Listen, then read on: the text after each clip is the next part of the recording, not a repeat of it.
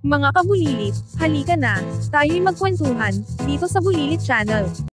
Ang mahiwagang ibon. The Nightingale. Kabulilit, sino sa inyo ang mahilig sa musika? Aba, may kwento ako tungkol sa isang mahiwagang ibon na kayang magpagaling gamit ang kanyang awit. Pero teka, hindi ito basta ordinaryong ibon. Kakaiba ang nangyari sa kanya. Siguradong matatawa kayo, mamamangha, at matututo. Kaya't huwag kayong kukurap, ha? Sama-sama nating tuklasin kung paano naging tagapagligtas ng isang hari ang mahiwagang Nightingale. Tara, simulan na natin. Noong unang panahon, sa isang malayong kaharian sa China, may isang hari na napapaligiran ng ginto, mga palasyo, at magagarang hardin. Sa tingin nyo, masaya siya? Hinding-hindi. Sa kabila ng lahat ng kayamanang ito, ang hari ay malungkot at hindi maintindihan ng mga tao kung bakit. Isang araw, ang tagapag-alaga ng hardin ng hari ay dumating na may dalang balita. Mahal na hari, may mahiwagang ibon dito sa inyong kaharian. Ang kanyang awit ay sinasabing kayang magpagaling ng puso at magdala ng ngiti kahit sa pinakamalungkot na tao. Ang hari ay natuwa sa narinig at agad na nag-utos sa kanyang mga kawal. Hanapin niyo ang mahiwagang ibon na ito. Gusto kong marinig ang kanyang awit ngayong gabi. Sa tulong ng tagapag-alaga, natagpuan ng mga kawal ang nightingale sa isang punong malapit sa dalampasigan. Nang makita nila ito, hindi nila inaasahan na ito'y isang simpleng abuhin na ibon. Isa sa mga kawal ang nagtanong, "Ito ba ang mahiwagang ibon? Mukha naman siyang ordinaryo." Pero nang kumanta ang nightingale, lahat sila'y napanganga. Napakaganda ng kanyang awit, tila kayang yakapin ang lahat ng kalungkutan ng mundo. Nang narinig ng hari ang awit ng nightingale, napangiti siya sa unang pagkakataon. Matapos ang napakahabang panahon. Napakaganda ng iyong awit. Ang bawat tunog ay tila yakap na nagpapalambot sa aking puso. Sabi ng hari habang nakatingin sa maliit na ibon na puno ng kahinhinan. Sa kagalakan ng hari, nagdiwang ang buong palasyo. Ngunit sa kanyang puso, naroon ang takot na baka mawala ang mahiwagang ibon. Kaya't agad siyang nag-utos sa kanyang mga tauhan. Gawan niyo siya ng hawla na yari sa ginto, pinakamakinang na ginto. Dapat siyang manatili rito, magpakailanman upang ang kanyang awit ay para lamang sa akin. Bagamat nabalutan ng ginto ang kanyang hawla, naramdaman ng nightingale ang lungkot sa kanyang kaluluwa. Habang araw-araw niyang kinakantahan ng hari, unti-unting nawala ang kislap sa kanyang mga mata. Ang kanyang awit ay naging mabagal, at tila nawala ng sigla. Ito ba ang buhay na nais ko? Naisip niya. Ngunit hindi siya nagsalita, dahil sa kanyang mabuting puso, ayaw niyang saktan ng hari. Habang patuloy na lumilipas ang mga araw, napansin ng mga lingkod ang pagbabago sa awit ng nightingale. Bakit parang malamlam ang awit niya? Tanong ng isa. Ngunit binalewala ito ng hari. Minsan ang tunay na kagandahan ay tahimik, sabi niya. Pilit na ipinagtatanggol ang kanyang desisyon na ikulong ang ibon. Isang araw, dumating ang kaibigan ng hari mula sa ibang kaharian na may dalang regalo. Mahal na hari, wika nito habang iniaabot ang isang maliit na kahon na yari sa pihlak.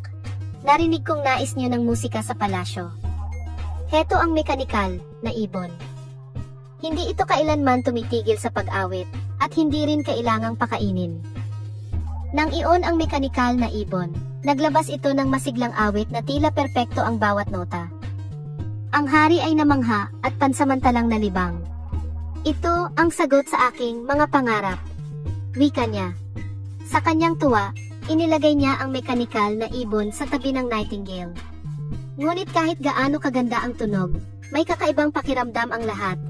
Parang walang puso sa likod ng musika. Tuwing umaga, umaawit ang mekanikal na ibon ng walang tigil.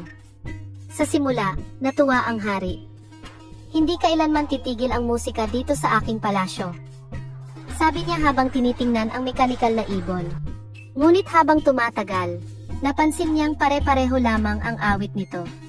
Walang emosyon, walang bagong melodiya, walang damdamin. Unti-unting nawalan ng interes ang hari. Ngunit huli na, dahil ang nightingale ay pinalaya na mula sa golden cage ng hari. Isang araw, habang nagmamasid sa palasyo, biglang tumigil sa pag-awit ang mekanikal na ibon. Sinubukan nila itong ayusin, ngunit hindi na ito gumana. Sa mga sumunod na araw, ang hari ay nakaramdam ng matinding lungkot na unti-unting umabot sa kanyang kalusugan. Siya'y nagkasakit at walang makapagpagaling sa kanya. Nasa kanyang puso ang pagsisisi, ngunit tila huli na ang lahat. Ano ba ang nagawa ko? Bulong niya habang nakahiga sa kanyang silid. Pinakikinggan ang tahimik na paligid na minsang puno ng musika. Kabulilit, kung ikaw ang nightingale, babalikan mo ba ang hari kahit na kinulong ka niya? Isiping mabuti, ha? Sagutin natin yan mamaya. Pero bago tayo magpatuloy, huwag kalimutang mag-subscribe, i-like ang video na ito, at i-share sa inyong mga kaibigan, para sabay-sabay tayong matuto sa mahiwagang kwento. Sa kabila ng lahat ng nangyari, narinig ng nightingale ang balitang ang hari ay malubha ang kalagayan at malapit ng sumuko sa sakit.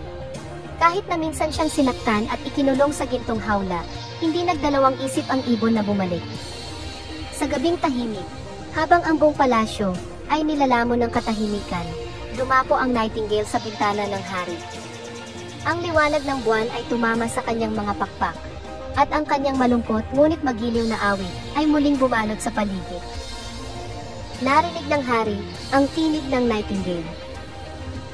Nang mapagtanto niyang bumalik ang ibon, hindi niya napigilan ang pag-agos ng kanyang luha.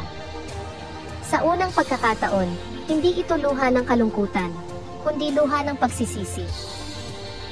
Ako'y nagkamali, mahinang sabi ng hari, habang ang kanyang tinig ay puno ng lungkot at panghihinayang.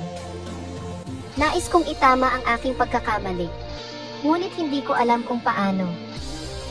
Napagtanto kong ang kaligayahan ay hindi kailanman nakukuha sa pagmamay-ari o pagkontrol, kundi sa pagbibigay ng kalayaan. Habang kumakanta ang nightingale, tila bumalik ang kulay sa mundo ng hari. Ang bawat nota ay puno ng damdamin at pagmamahal. Hindi ito ang mekanikal na musika na kanyang narinig noon. Ito ay buhay totoo at may puso. Sa bawat awit ng ibon, gumagaan ang pakiramdam ng hari. Ang dati mabigat niyang dibdib ay unti-unting napalitan ng pag-asa. Ang kanyang mahinang katawan ay dahan-dahang bumalik sa lakas. At sa huli, isang maliit na ngiti ang muling namutawi sa kanyang labi. Nang matapos ang kanta, tahimik na nagsalita ang nightingale. Mahal na hari, ang kaligayahan ay hindi kailanman pwedeng ikulong. Ang awit ay para sa lahat, hindi lamang para sa iisang tao. Ako'y aalis muli, ngunit kapag kailangan mo ang aking awit, tawagin mo lamang ako, at ako'y babalik. Napatitig ang hari sa ibon. At sa unang pagkakataon, tunay niyang naunawaan ang halaga ng kalayaan at pagmamahal. Hindi ko na muling susubukang kontrolin ka, sabi niya. Salamat sa pagbabalik mo. Ngayon ko naiintindihan na ang tunay na saya ay nasa pag-aalaga at paggalang sa iba, hindi sa pagmamay-ari. Sa wakas, natutunan ng hari na ang tunay na kaligayahan ay hindi nakasalalay sa ginto, kayamanan, o kontrol. Ito ay nasa kalikasan, pagmamahal, at kalayaan. Habang lumilipad palayo ang nightingale sa malamig na gabi, ang hari ay nanatiling nakatingin sa langit, puno ng pasasalamat at pagmumuni-muni. Kabulilit, kung kayo ang hari, ano ang gagawin nyo? Palalayain ang nightingale o itatago sa gintong hawla? At kung gusto nyong malaman kung ano ang susunod na mahiwagang kwento, siguraduhin nakasubscribe kayo. Maraming salamat kabulilit. Lagi nyong tandaan, ang pinakamagagandang bagay sa mundo ay laging malaya. Kita-kits ulit sa Bulilit Channel, kung saan ang saya at aral ay magkasama.